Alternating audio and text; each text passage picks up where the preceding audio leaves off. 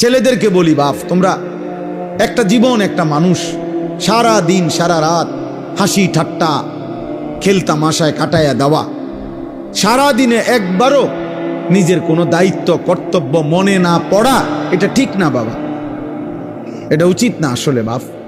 একজন মানুষ সারাক্ষণ গাফেল থাকেন, সারা দিনে আমার কোনো কাজ নাই, এটা কোনো সুস্থ স্বাভাবিক মানুষ হইতে পারে। লাকাদ খালাকনাল ইনসানা ফি কাবাদ, আল্লাহ কসম করে বলছে আমি মানুষকে সৃষ্টি করেছি পরিশ্রম নির্ভর, অর্থাৎ মানুষের সত্তার মধ্যে আল্লাহ তাআলা বলছে মানুষের সৃষ্টির মধ্যে আমি পরিশ্রম করার যোগ্যতা, মানসিকতা আমি সৃষ্টিগতভাবে দিয়ে দিয়েছি। মানুষ মাত্রই মেহনত করবে। এজন্য যে মানুষ কোনো কাজই করে না, শুধু শুধু ঘুরে বেড়ায়, সে সুস্থ স্বাভাবিক কোনো মানুষের কাতারেই পড়ে না, ওর কোনো মানুষের কাতারেই পড়ে না, মানুষের কোনো কাতারেই পড়ে না। মানুষ মাত্রই মেহনত করবে, পরিশ্রম করবে। কোরআনুল কারীমের মধ্যে আছে, আল্লাহ তাআলা বলছে শুক্রবার দিন, জুম্মার দিন, আল্লাহ বলছে ওই দিনও ছুটি নেই। আল্লাহ বলছে হে আমার মোমেন বান্দা, জুমার আজান হলো, বেচা কিনা বন্ধ করো, এখন মসজিদে আসো, আবার আজান নামাজ শেষ, আবার ছুটে পড়ো, আবার জমিনে ছড়িয়ে পড়ো, রিজিক তালাশ করো। ফাইজা কুদিয়াতিস সালাতু ফান্তাশিরু ফিল আরদ ওয়াবতাগু মিন ফাদলিল্লাহ। তাহলে আল্লাহ তাআলা শুক্রবারও বেকার থাকতে বলেন, বেকার থাকতে বলেন। এজন্য সাহাবায়ে কেরাম, হাদিসে স্পষ্ট আছে, সাহাবায়ে কেরাম দিনের বেলা, এরকম বহু সাহাবী নিজেদের ক্ষেত খামারে, ফলের বাগানে, আঙ্গুরের বাগানে, খেজুরের বাগানে ওনারা কাজ করতেন, আর সন্ধ্যাবেলা আল্লাহ রাসূল সাল্লাল্লাহু আলাইহি সাল্লামের কাছে এসে কোরআন শিখতেন, দিন শিখতেন, দিন শিখ। এভাবে ওনারা সময়টা ভাগ করে নিছেন।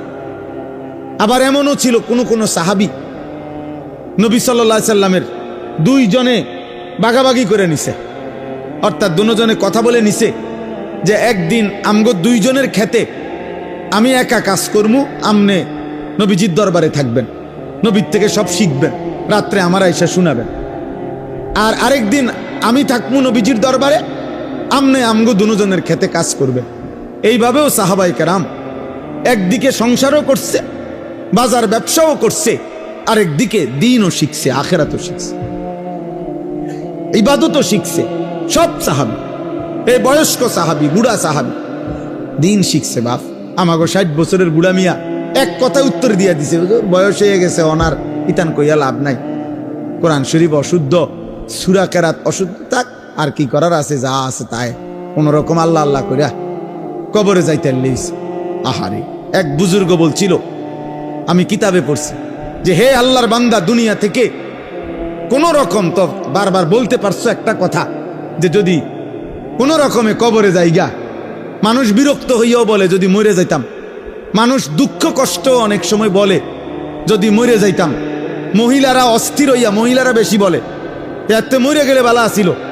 তো ওই আল্লাহর ওলি বলছে, হে বাবা, হে আল্লাহর বান্দা, এখন তো দুনিয়ার পেরেশানির থেকে বললা কবরে গেলে ভালো হইতো, কিন্তু কবরে গিয়ে যখন আযাব শুরু হবে তখন কি বলবা?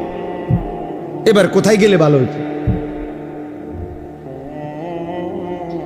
এখন তো দুনিয়ার থেকে বললা এটা, তখন কি বলবা? তখন কি বলেন? আহা, কোরআনুল কারীমের মধ্যে আছে, নাফরমান বারবার দুনিয়ায় ফেরত আসতে চাইবে, আল্লাহ বলবে কাল্লা, না না, কখনোই না রে বান্দা, কখনোই না, কখনোই না। এজন্য ছেলেরা, বাপ তুমি তোমার জন্য কমপক্ষে, আমি সারাদিন এটা বলি, প্রত্যেক দিন সারা বছর চিল্লাই, আমার কথা হইল এদূর কমপক্ষে যে ভাই তুমি তোমার কথা ভাবো। ছেলেটা, তুমি তো সুস্থ মানুষ, 16 বছর 18 বছর 20 বছর, শরীরে একটা রোগ ব্যাধি নাই, আমার কোমরে এখানে সারাক্ষণ ব্যথা করে, সারাক্ষণ, ফুল টাইম, ফুল টাইম। আমি চশমা খুলে ফেললে ছোট লেখা দেখি না, প্রতিদিন রাতে ঘুমের আগে গলার জন্য ওষুধ খাই, 4টা ট্যাবলেট খাই প্রত্যেক দিন, খোদার 12 মাস প্রতিদিন। তাইলে ভাইয়া 40 বছর পরে এখন তো দুর্বল আমরা, কিন্তু তুমি তো আলহামদুলিল্লাহ শক্ত সামর্থ্যবান। তুমি কেন নামাজ পড়ো না? তুমি কেন আল্লাহ চেনো না? তাহলে তুমি কষ্ট, ক্লান্তি, দুর্বল সময়ে কেমনি ইবাদত করবে? তখন হয়তো মন চাইবে, কিন্তু শরীরে তো কুলাবেন, তখন তো শরীরে কুলাবেন। আল্লাহ নবী সাল্লাল্লাহু আলাইহি ওয়াসাল্লাম বলছেন, এটাই বলতেছিলাম যে 2টি নিয়ামত মানুষের এমন, যা থাকাকালীন মানুষ ধোঁকা খায়, কদর করেন। এক, আসিহাতু, সুস্থতা। সুস্থতা যতক্ষণ থাকে মানুষ কদর করে না, কদর করে। 2, আল ফারাগু, অবসর। যখন হাতে সময় আছে তখন বন্দিগি করেন, বন্দিগি করেন। এই জন্য ভাই, বাবা, মা, বোন, আমি আপনি প্রত্যেকের এটা ভাবা উচিত। তু আগার মেয়েরা নিহি বানতা না বান আপনা তো বান। তুমি যদি আমার কোনো উপকার, কারো কোনো উপকার নাই করো, তো নিজের জন্য তো কিছু করো, নিজের ভালোটুকু ভালো, নিজের কল্যাণ দেখো। তোমরা যে কয়জন ছেলে তোমরা ভাবো, একজন ছেলে হলে একজনই ভাইবো বাবা। তোমার নিজের যেভাবে আসি, সারাদিনে যারা 1 ওয়াক্ত নামাজ পড়লা না, প্রিয় সন্তান, 16 বছর বয়সী, 18 বছর বয়সী বাবা, তোমার উপরে তো নামাজ ফরজ বাপ। তো সারাদিনে যারা 1 ওয়াক্ত নামাজ পড়ো নাই, তো তোমার আখের গন্তব্য কোথায়? এই অবস্থায় যদি তুমি নাফরমানের মৃত্যু হয়, তো তুমি কই পৌঁছবা বাপ? তোমার কি বুঝে ধরে না এটা? সকাল থেকে রাত পর্যন্ত সারাক্ষণ যে মোবাইলে নারী দেখে, ছবি দেখে, অশ্লীল দৃশ্য দেখে, তো এর শেষ ঠিকানা কোথায়? তুমি বলো ভাইয়া, তোমার যদি কোনো বিবেক থাকে, যদি মানুষ হয়ে থাকো, যদি মুসলমানের ঘরে জন্ম নিয়ে থাকো, যদি আল্লাহ বলে কারো নাম শুনে থাকো, যদি নবী মুহাম্মদ সাল্লাল্লাহু আলাইহি ওয়াসাল্লাম বলতে কারো নাম শুনে থাকো, কোরআন বলতে যদি কোনো কিতাব শুনে থাকো, ইসলাম বলতে কোনো ধর্মের নাম যদি শুনে থাকো, তুমি ভেবে দেখো তো বাপ, এই নারী, ছবি, এই মদ, জুয়া, জিনা, ব্যভিচার, এই সুদ, ঘুষ, এই জোর জুলুম, চুরি, ডাকাতি, ছিনতাই, রাহাজানি, মানুষের উপরে অন্যায় জুলুম করা, মানুষের সম্পদ লুণ্ঠন করা, মানুষের উপরে জোর জবরদস্তি করা, হারাম করা, এর কি কোনো শেষ নাই? কথা বলে না, এর শেষ নাই? বলে না ভাই, কোনো শেষ নাই? ফেরাউন শেষ হয় নাই, নমরুদ শেষ হয় নাই, সাদ্দাত, কারুন শেষ হয় নাই। তুমি তার চাইতে বড় ক্ষমতাধর, তুমি তার চাইতে বড় ক্ষমতাধর হয়ে গেলা। আওয়ালাম ইয়ালাম আন্নাল্লাহা কাদ আহলাকা মিন ক্বাবলিহি মিনাল কুরুনি মান হুয়া আশাদ্দু মিনহু কুওয়াতান ওয়া আকসারু জামআ। আল্লাহ কারুনকে বলছে এই কথা, কোরআনে আছে। কারুনকে যখন মুসা আলাইহিস সালাম বলছে, হে কারুন, আল্লাহর দেওয়া এই সম্পদ তোমারে আল্লাহ অঢেল সম্পদ দিছে, তুমি যাকাত দাও। তখন কারুন বলছে, এগুলো আল্লাহ দেয় নাই, এই মুসা, এগুলা ইন্নামা উতিতুহু আলা ইলমিন ইনদি, আমার বুদ্ধি, আমার মেধা, আমার পরিশ্রম খাটাইয়া আমি এগুলো কামাই করছি, আল্লাহ দেয় নাই। খোদার কসম, আল্লাহ তখন বলছে, হায় কারুন, তুমি জানো না তোমার চাইতে অনেক বেশি শক্তিধর, তোমার চাইতে অনেক বেশি সম্পদওয়ালা বহু নাফরমান ইতিপূর্বে আমি এই পৃথিবীতে ধ্বংস করে দিয়েছি, ধ্বংস করে দিয়েছি। কারণ তুমি জানো না, তুমি আমারে চেনো নাই, তুমি কার লগে বেত্তমিজি করতেছো বুঝতেছো না। ওয়া খাসাফনা বিহি ওয়া বিদারিহিল আরদা। আল্লাহ তাআলা বলেন, আমি তখন কারুনকে তার ঘরগুলো সহ, সম্পদ ভান্ডার সহ জীবন্ত মাটির নিচে টেনে দাফন করে দিই, খালাস, শেষ করে দিই। কোরআনুল কারীমের মধ্যে আছে কওমে সামুদ। আল্লাহ বলছে, আল্লাহর একটা নাফরমান জাতি ছিল সামুদ জাতি। হযরত আল্লাহ তাআলার নাফরমানি করছে এত বেশি পরিমাণ, কোনোভাবে নবী তাদেরকে ফিরাইতে পারে নাই, বরং তারা অহংকারী করত।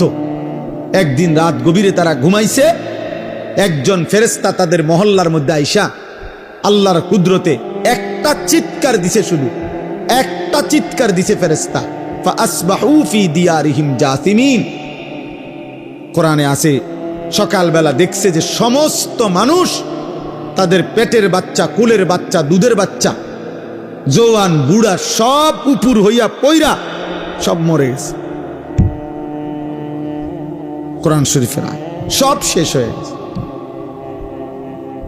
এজন্য ভাই, আল্লাহ আছেন, আল্লাহ আছেন, আল্লাহ আছেন, আল্লাহ আছেন। তিনি দেখতেছেন বাবা।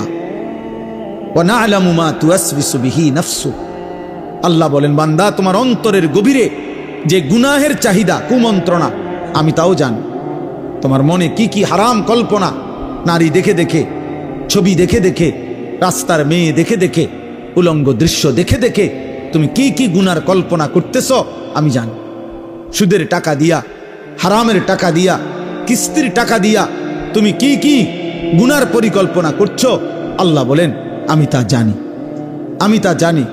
তুমি নারী নিজের রূপ দিয়া, যৌবন দিয়া কারে কারে দেখাইবার লেগা বাইরে বাইরে ঘুরতেছ, আমি জানি বান্দা। আল্লাহ বলেন আমি জানি, সব জানি, আমি সব জানি, আমি ছাড়বো না বান্দা,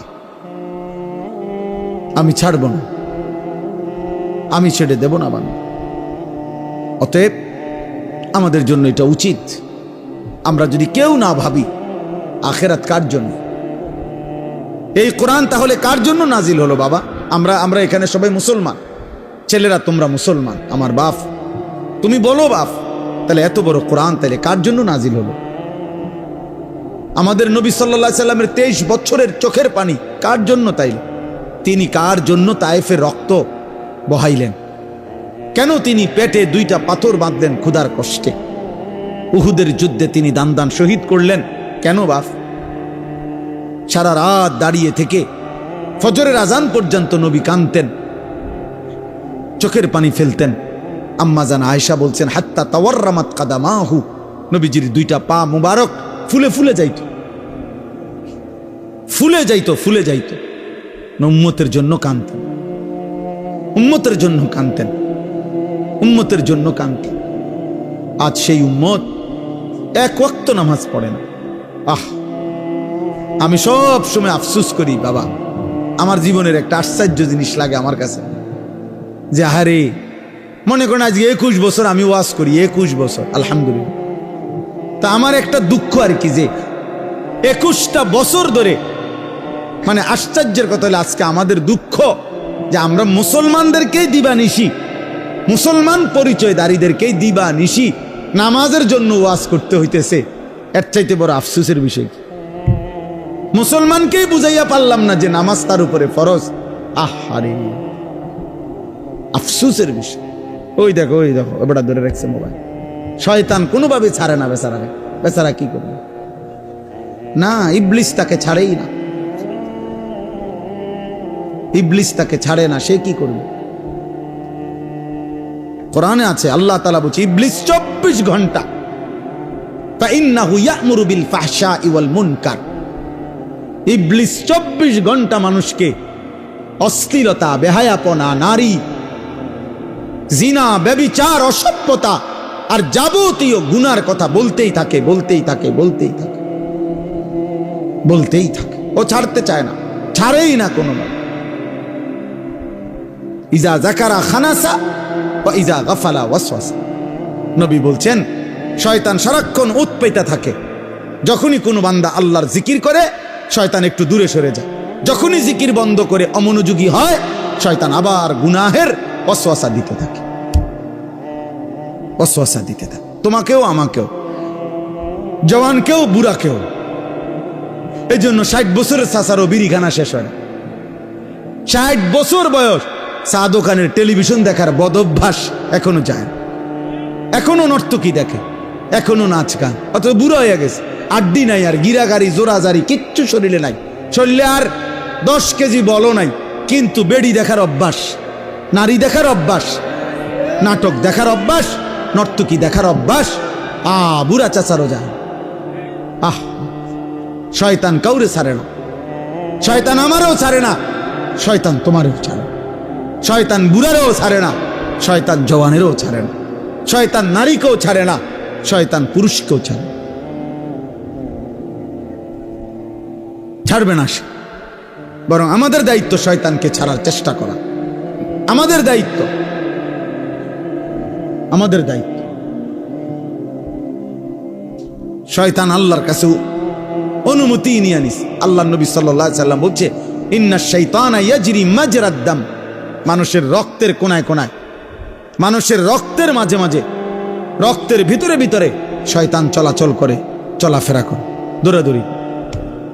নাউযুবিল্লাহ, নাউযুবিল্লাহ।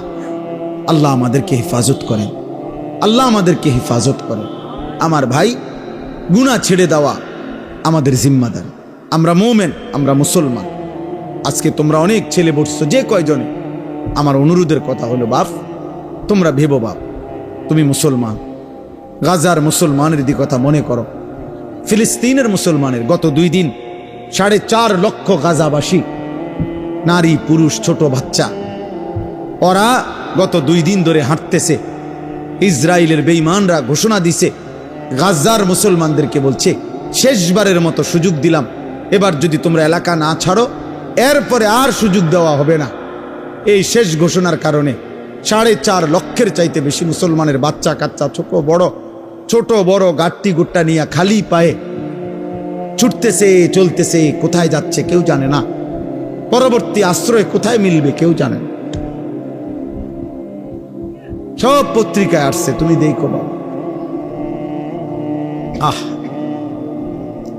তোমরা ভাবছো তোমাদের উপরে কোনোদিন বিপদ আসবে না, তোমরা ভাবছো এই মোবাইল টিপতে টিপতে তোমরা একদিন কবরে যাইবে, তোমরা ভাবছো এই নারী দেখতে দেখতে তোমাদের এভাবেই হায়াত শেষ হবে। কে তোমাদের বাবা, কে তোমাদের মা, কে তোমাদের আল্লাহ, কে তোমাদের নবী, কে তোমাদের ধর্ম, কি তোমাদের কিতাব, কিছুই জানো না।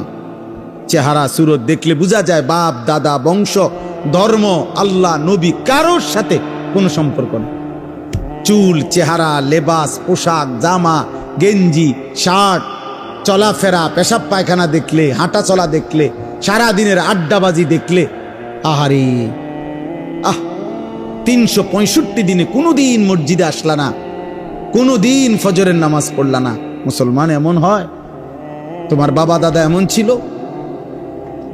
তোমার পূর্বপুরুষ এমন ছিল? বাপ একজন মুসলমান 365 দিনে কোনোদিন ফজরের নামাজ পড়বে না? হ্যাঁ, 16 বছরে 20 বছরে কোনোদিন মনে পড়লো না যে আমার নবী সাল্লাল্লাহু আলাইহি ওয়াসাল্লামের চুল মুবারক কেমন ছিল? আমার নবীর যে লক্ষের চাইতে বেশি সাহাবী ছিল, ওনাদের চুল কেমন ছিল? ওনাদের কি মাথায় চুল ছিল না? কথা বলে না। নবীজির সাহাবাদের মাথায় চুল ছিল? নবী সাল্লাল্লাহু আলাইহি সাল্লামের মাথায় চুল ছিল? সাহাবাদের পরবর্তী তাবিঈ আউলিয়া বুজুর্গদের মাথায় চুল ছিল? তো ওনারা কিভাবে রাখলেন? তুমি কি রাখলা? কারে দেখে দাড়ি কাটলা? কারে দেখে বিড়ি সিগারেট খাইলা? কাকে অনুসরণ করতে গিয়ে নারী দেখো, ছবি দেখো? কারে দেখতে গিয়ে, কারে অনুসরণ করতে গিয়ে পেশাব করে একবারও পানি নাও না, ঢিলা কুলুক টয়লেট পেপার ব্যবহার করো না? হায় হায় বাপ, মুসলমান এমন হয়? মুসলমান এমন হয়? আল্লাহ আমাদেরকে হেফাজত করে। কোরআনুল কারীমে আল্লাহ বলছেন, ইয়া আইয়ুহাল্লাযীনা আমানু লা তাত্তাবিউ খুতুওয়াতিশ শাইতান। হে মুমিনগণ, কোনোভাবেই শয়তানের পথ ধরো না, শয়তানের পথ অনুসরণ করো না। মানে হলো গুনাহ, গুনাহের রাস্তায় যেও না। ওয়াদারু যাহিরাল ইসমি ওয়া বাতিনা। আমি এই একটা আয়াত পড়ছি, এই আয়াতটা বুঝাইবার জন্য আর একটু কথা।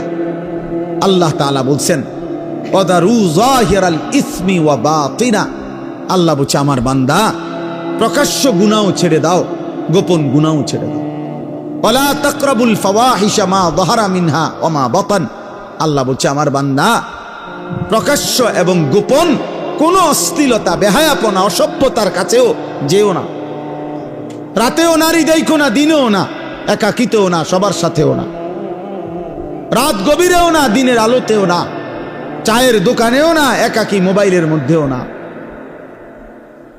যাইও না বান্দা, এমন গুনাহ করো না বান্দা, কষ্ট পাইবা। আমার জাহান্নামের এক এক সেকেন্ডের আযাব, হায় বান্দা তুমি সহ্য করতে পারতাম। হাসরের ময়দানের একদিনের কষ্ট তুমি সইতে পারবা না বান্দা। আল্লাহ বলছে কোরআনে, ফাকাইফা তাত্তাকুনা ইন কাফারতুম ইয়াওমান ইয়াজআলুল বিলদানা শিবা।